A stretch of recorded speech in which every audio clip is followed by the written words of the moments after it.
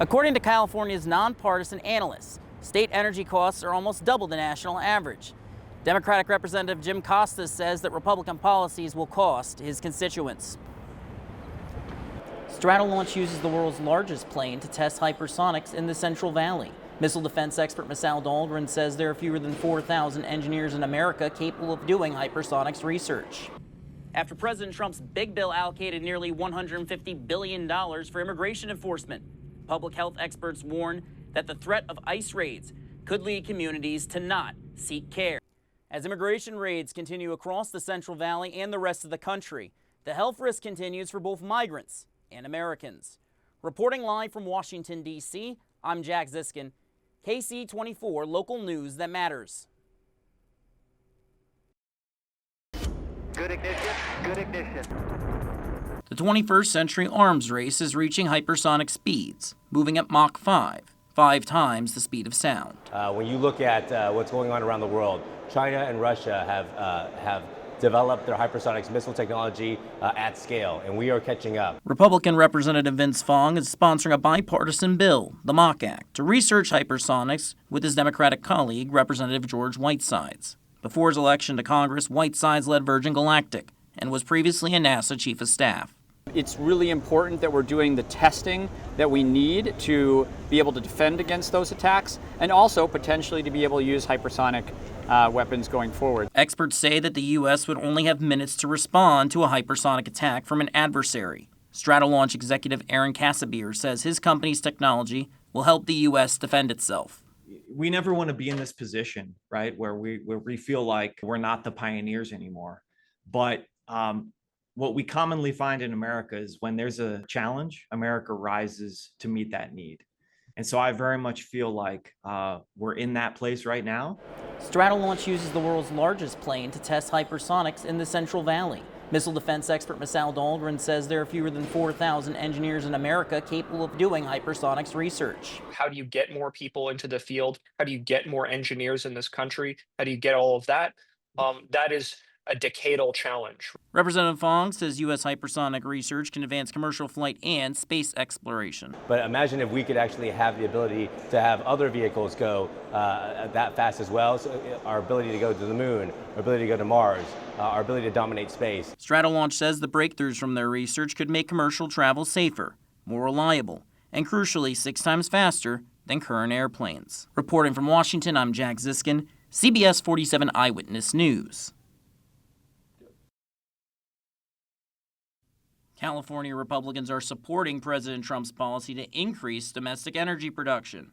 Representative Vince Fong says it's a matter of national security. We can't bring gasoline from other states because of our unique blends and the mandates that California has. And so what is California forced to do if we can't produce our own oil and gas? We have to import it from other countries that don't like us. Critics say the policy allows utility companies to bypass state laws. Republican Representative David Valadao says it's necessary. That's one of our biggest problems that we deal with at the federal level is a lot of the problems are created at the state level, and so sadly we have to get involved in a lot of these things. Representative Fong says 60% of California's clean energy comes from his district. Now, the congressman wants to invest in storing it. But we need to be investing in battery storage technology so that we can store that power so that it's available when the wind doesn't blow and the sun doesn't shine. According to California's nonpartisan analysts, state energy costs are almost double the national average. Democratic Representative Jim Costas says that Republican policies will cost his constituents.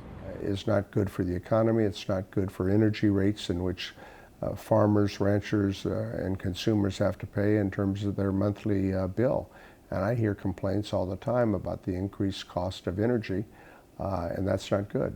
Clean energy executive Lynn Abramson says the bill could cost the region more than $11 billion. And that's more than 1,300 operational permanent jobs, more than 12,000 construction jobs. According to energy experts, this law could raise Central Valley residents' electric bills by $20 to $30 a month.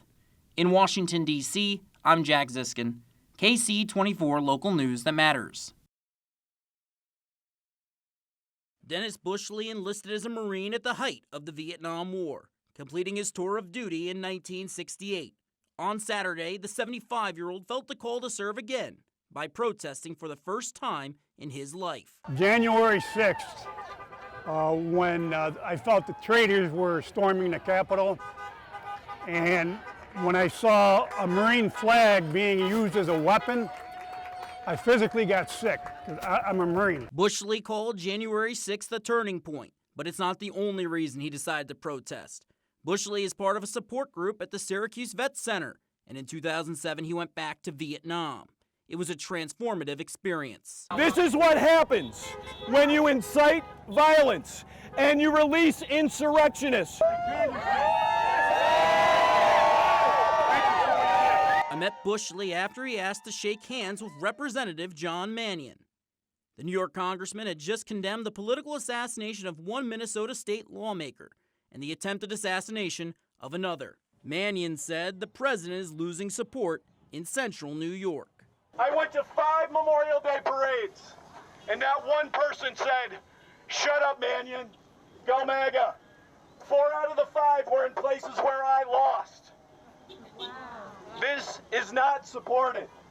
This administration does not have public support. But does that loss of support extend to the military? While active duty soldiers cannot comment, Bushley can offer his insight into the minds of his fellow Marines deployed in Los Angeles. I think they feel betrayed.